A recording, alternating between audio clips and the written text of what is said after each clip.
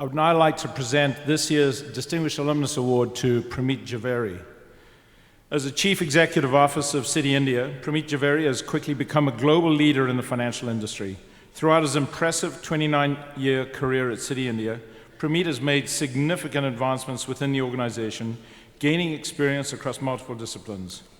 As the head of global banking and the vice chairman of Asia Investment Banking, Pramit successfully built Citi's global business banking in India and established the organization's investment banking business within the country, propelling Citi India to its current leadership position. Since assuming the role of CEO in 2010, Pramit has led Citi India to the top of the financial industry, growing business and profitability steadily and boasting a balance sheet that is considered amongst the best performing in the Indian banking industry.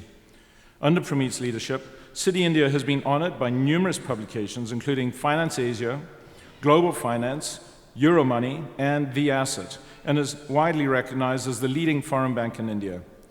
An enthusiastic supporter of the University of Rochester, he established the Pramit S. Jhaveri George Eastman Circle Scholarship in 2015 to provide financial assistance to Indian students seeking a degree within the Simon Business School. Today, Pramit remains a powerful advocate for the university in India. For his remarkable career achievements and continued commitment to the Simon Business School, Pramit Jhaveri stands amongst our most distinguished graduates.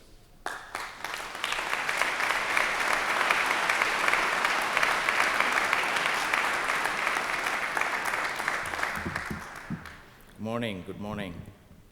President Seligman, Dean Ansley, distinguished honorees, distinguished faculty, class of 2016, ladies and gentlemen.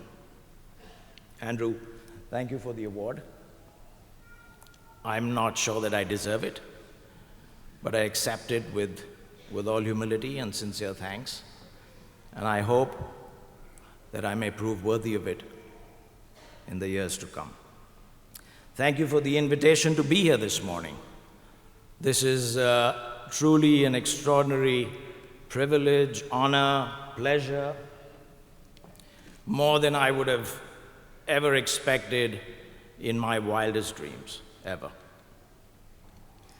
And before I get started, I guess I'd like to thank my extraordinary family, my wonderful wife, Mukita, and our two children, Nainika and Prithvir, who are here with us this morning, for their unconditional love and support, without which I don't think I would be standing here today.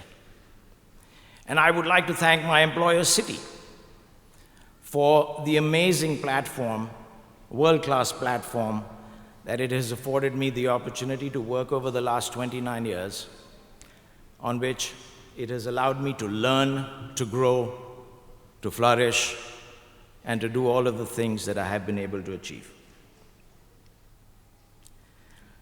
29 years ago, almost to this very day, I walked out of the hallowed doors of this hallowed institution. I did not, at that time, have a sense of the significance, of the importance, of the consequence of the 2 years that I spent at Simon. I think that started occurring to me much later.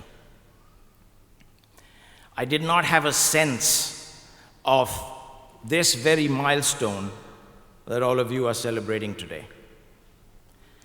And so I say to you all, I hope you celebrate like hell. I hope all of you have a hangover this morning.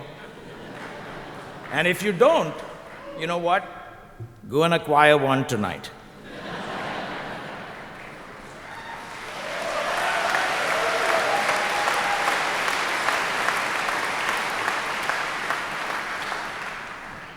I have a small confession to make. 29 years ago, just before I left for India, I went to wish goodbye to our late Dean Paul McAvoy. And Dean McAvoy said to me, "You're going very far away. We're going to miss you. Come back and visit soon." And the truth is, it's taken me 29 years to come back. And for that I am sorry, but as they say, the loss is all mine. So I returned to Rochester after 29 years. I brought my family with me, They were obviously visiting for the first time. I was keen to show them around the 2 years, probably the best 2 years of my life. And we obviously did a campus tour. And then I said to myself, where else should we go? And it was a close toss-up. It was a close toss-up between the Elmwood Inn and Nick Tahoe's. And finally, we went to the Elmwood Inn yesterday. And I strode in, almost expecting to receive a warm welcome from the bartender, maybe a round on the house for all the hours and the dollars that we spent there. But alas, that was not to be. But I was delighted that the chicken wings tasted pretty much the same. But alas, the times are changing, because occupying pride of the menu with chicken wings, mango tahi tahi. Now it's very hard, I'll tell you honestly, for me to visualize the class of 1987 at 3 in the morning after a few pitchers of beer having mango tahi tahi. But I guess the joys of globalization and the joys of healthy eating. There are two things, before I go there, we also went around the university. And I was returning after 29 years, and of course there would be change. But President Seligman, as I was mentioning to you last night, I was overwhelmed with the change. The extraordinary progress that the university has made in terms of new developments, in terms of new facilities, in terms of the refurbishment, in the development around the university. It's really something that all of us should feel very proud of. There are just two things I'd like to talk about today. The first thing I'd like to talk about is my country, India. And the second thing I will talk about is a few simple lessons that I have learned over the years. Let me start talking about my country, India.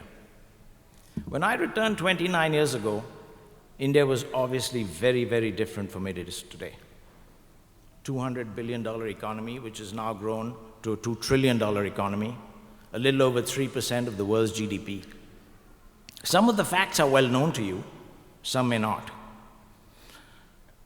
1 in 6 people in the world is Indian, the second most populous nation in the world. But more importantly, of the 1.25 billion Indians, more than 65% are under the age of 35. Now that's really powerful. In our last election, 2 years ago, 650 million Indians cast their vote. That makes us the largest democracy in the world. And when we think about it and the progress that has been made today, there are a number of other things that are very exciting. 1 billion Indians have cell phones, 350 million internet accounts, 250 million of the billion cell phones are smartphones. India is now at the center of trade flows in the world. Foreign direct investment is at an all-time high. And when you put all of this together, it makes India amongst the fastest large-growing economies in the world. But more importantly, from a future perspective, when you think about the potential, about the latent potential of 600-700 million young people under the age of 35, their aspirations, their hunger, their desire to succeed, their desire to excel. And when you put all of that together and you think about some of the other things that are happening, there is a nice little confluence of globalization, urbanization, and digitization, which is taking place as we speak.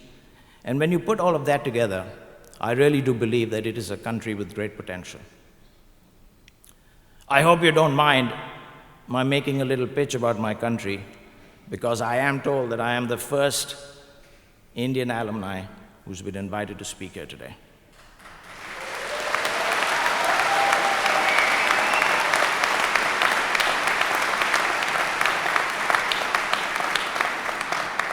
And I really do hope that every one of you will find a way to make India a part of your personal or professional lives in the future.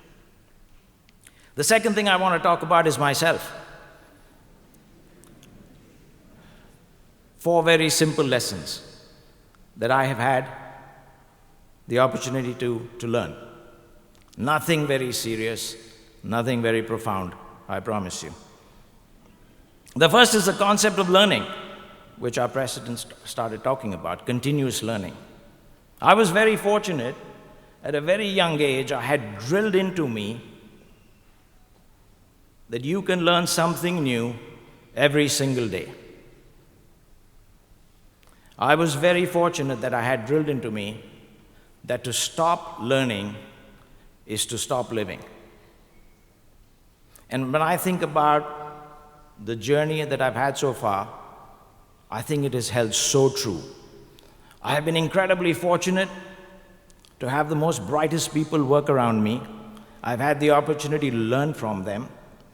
And what I would say to you, that learning is, by the way, not only confined to your place of work. God knows when you have young children, that curve will rise so steeply. And there are also the opportunities to unlearn from people. God knows when you think about the industry that I've worked in, there have been occasions in the recent past where it would be wise not to learn some of the things that have happened. So that's the first thing I wanted to talk about. The second thing I wanted to talk about was the concept of change. When I look at the world as it is today, it's obviously changed pretty dramatically over the last 29 years. But what I would say to you is that pace of change is increasing every single day. And what I would say to you is that the world has changed more in the last 1 or 2 years than it did in the 20 before that. But that's probably something that all of you are aware of. I think what has been remarkable for me, though, is how different people adapt and respond to this change. I have found two groups of people. Those who embrace change, who are ready for change, who are willing to change, and are willing to make change their ally, and eventually become beneficiaries of change. And those who resist change, those cannot deal with change, and those that become enemies of change, and finally suffer along with it. And there are two little examples that I will share with you. One involves the banking industry. So for as long as we can remember, the banking industry has had a delivery channel which has been, pretty traditional. Branches, tellers, call centers. And suddenly, in the last 1 year, change. What I describe as the radical simplification or the radical digitization of banking, riding on some very strong 3G, 4G, LTE infrastructure based on iOS or Android phones, some incredibly smart applications. The banking industry's customers demanded a change in the way they engage with the banks. And there were many people who said it would never happen. But it's happened, what I describe as the Uberization of banking. The second example goes back to India. 2 years ago, when our current Prime Minister was voted into power, he found that after close to 70 years of independence, 1 billion Indians had cell phones, but less than half the population had access to formal banking channels.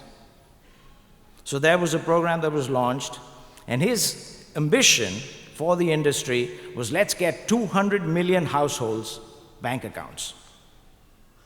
Now there were lots of cynics, lots of disbelievers. They said it could not happen. And guess what? 2 years down the road, 200 million new bank accounts have been opened in India for households that did not have access to formal banking channels. And 200 million bank accounts, by the way, is more bank accounts than exist in many countries around the world. So that's the second example. Some years after I left Simon, I learned about a financial sacrifice that my parents made, which allowed me to go to school. I've talked already about the tremendous and unconditional support that I've received from my family, without which I don't think I would be standing here today. And I would say to you, class of 2016, to every one of you, when you think about yourself and you look at yourself, there is no doubt in my mind that you are sitting here today because of the sacrifice someone has made on your part, because you are the beneficiary of someone's actions. It could be a parent, it could be a partner, it could be a wife, friends, professors, but we are sitting here today because of a sacrifice someone has made on our part. And for that, we must be profusely thankful. And for that, we must owe a debt of gratitude. Well, what does that mean for the future? That means for the future, I think that we can always count on the support of someone around us. And we don't have to do this alone. As you embark on your journey, there will be challenging times, there will be challenging decisions, and you will have the opportunity to have a little ecosystem around you on whom you can depend and count on. And that has been the lesson for me. And the last thing I want to talk about is the notion of being blessed. As I look around this magnificent hall, I would say to all of you that every single one of us, just by virtue of being here today, is blessed. When you think about countries like India and many others in the world, there are several 100 million people who don't even have the basic necessities of life. So yes, you probably didn't get the GPA you wanted. You might not have even got the dream job you wanted. But just by virtue of the fact that you're sitting here today, I would say to you, we are blessed. And being blessed, if you believe in the circle of life like I do, means we have to think about giving back. And I believe it almost behoves us, and it's incumbent on us, to think about giving back. Now, I want to be clear that giving back doesn't necessarily always mean financially. There are many different ways to give back. And what I would say to you, as you get more wealthy and as you get older, both of which you will, I would say to you that your time will become more of a valuable asset than your wealth. So think about the notion of giving back, and if you can consider Simon as part of that, even the better. So let me end here by summarizing. Let me start with change. I hope that change will be a constant star on your horizon, in your universe, in whose glory you may bask and shine and flourish. Don't forget to take your reading and your learning glasses with you, because the learning phase in your life is not over, it's just beginning. The only difference being this time you're going to get paid for it. And finally, go out there, celebrate like hell, and please don't wait for 29 years to come back. So congratulations. Thank you very much.